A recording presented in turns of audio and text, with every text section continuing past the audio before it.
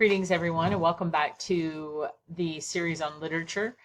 This video is on characterization, which can make or break your understanding of stories. So you have to really know how to look at characters in your story, which is the focus of this video. Hopefully, you'll have an idea of how to spot characterization, how to analyze it, and why it matters. So one of the very first things that I'd like to remind everyone of is let me get over there to it. Yeah, forward.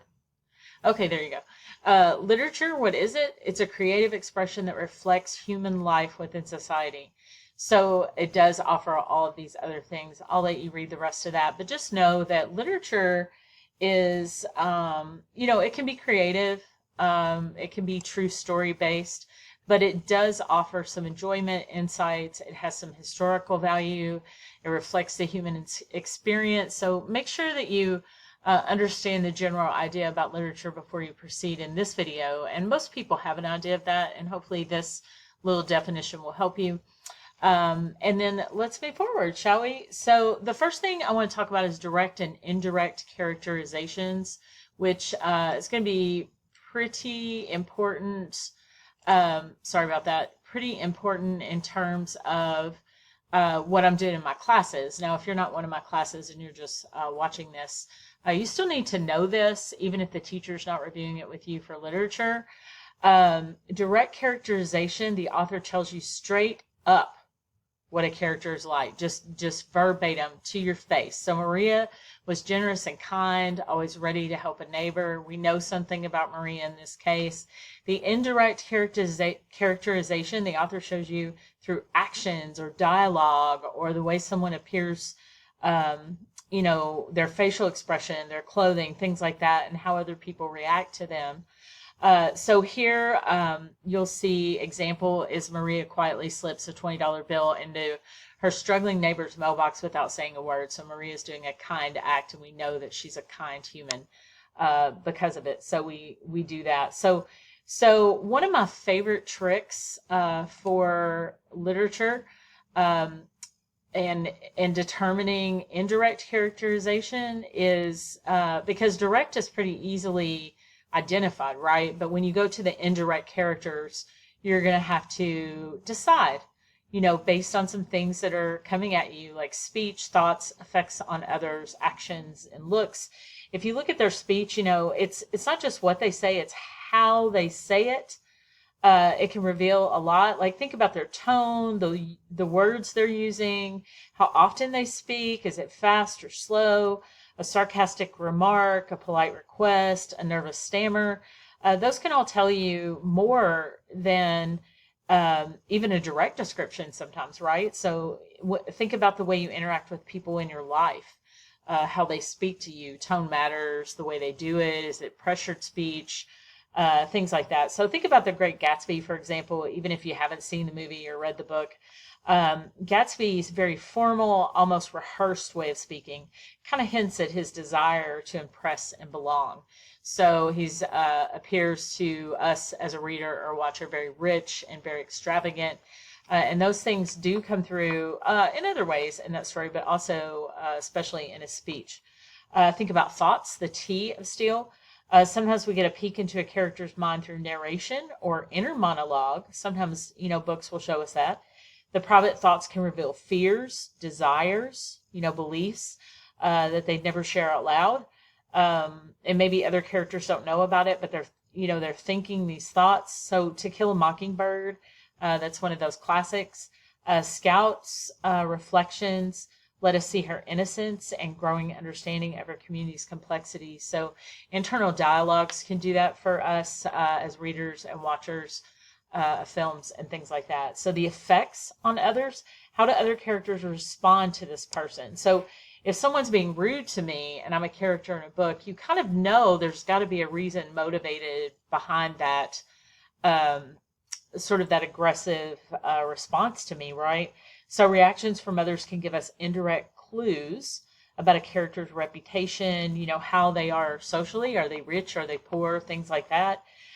Do they have any hidden qualities? For instance, like Harry Potter, the way students and teachers react to Snape, with a mix of suspicion and some respect. It makes the readers curious about his true nature. And this is shown even in the movie, right? So we do know that even from the movies that we watch, and we see Snape in those. So he's dressed in black. There's a lot of things about him. If you haven't seen the Harry Potter movies, the characters in there represent all types of characters that are really interesting because of the way they appear. So you're talking, what actions are they taking? That's another area. It's very direct. What are they doing? If they're stealing money, it could be for their family. It could be because they're bank robbers. There are all kinds of actions that take place. And then looks, how do they appear? And that's kind of what I was talking about with Snape. He's dressed in, the dark, dreary colors. He sort of has a dark appearance. He moves sort of in a mysterious way if you watch his body. So even if you haven't seen it, just think about other movies and other books that you've read where somebody's sort of moving along slower than other people. They seem overly suspicious by the way they look around them. Their expressions are flat, where they don't have a lot of emotions. Things like that are definitely worth your time and consideration. Now here's the character analysis part, and then some of my videos that are coming up, or maybe I've already posted, will have more information on these. But this gives you a really good idea of a step-by-step, how do I look at each character. You want to identify their role in the story. So you have the protagonist, the antagonist. The protagonist is moving along, trying to achieve a goal. The antagonist is putting obstacles in the way. And that can be complicated in those roles. Like an antagonist might be a government, or it might be an organization of some sort, or it might be a person, or it could be the anti-hero or even the hero, but that's a whole nother story. So you need to collect direct and indirect evidence, which I just talked to you about. Directly, what does the author tell us, or the director or the writer of the script?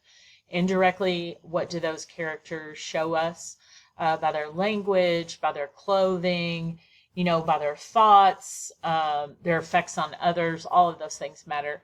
Figure out their motivations based on all of these. So characters are very dynamic, and some motivations you might read into it that really weren't motivations intended by the author or the director or the writer, and they might. So you just kind of have to really look at things, and even look at other people's assessment of some literature and characters as well. So look for change or consistency by the end. So has the character changed? Are they consistent in each action they take? At least in my classes, we'll look at all of these things, connect it all back to the story's theme. So what was the overall message of the story, and how do those characters fit into moving that message forward so that we can all understand it as readers or viewers of that material? Character analysis isn't just about passing a quiz, right? Because if you're in a literature class and you're listening to this and you have a quiz on something, right? Which I do some analyses videos for, and articles for literary pieces. Some are older and some are newer. It just depends. It's, really character analysis is about understanding the heart of the story. Remember, those characters always move the story forward. Once you get the hang of it, you'll never read fiction the same way again. So you'll always look at those characters and think about their whole person, not just that they're in this film or in this story. It's a beautiful way to really pick your interest in. So if you're reading something that you're not that interested in, which does happen, in life, somebody might assign you something that is not something you really wanted to engage in. Really look at those characters. That would be my last piece of advice.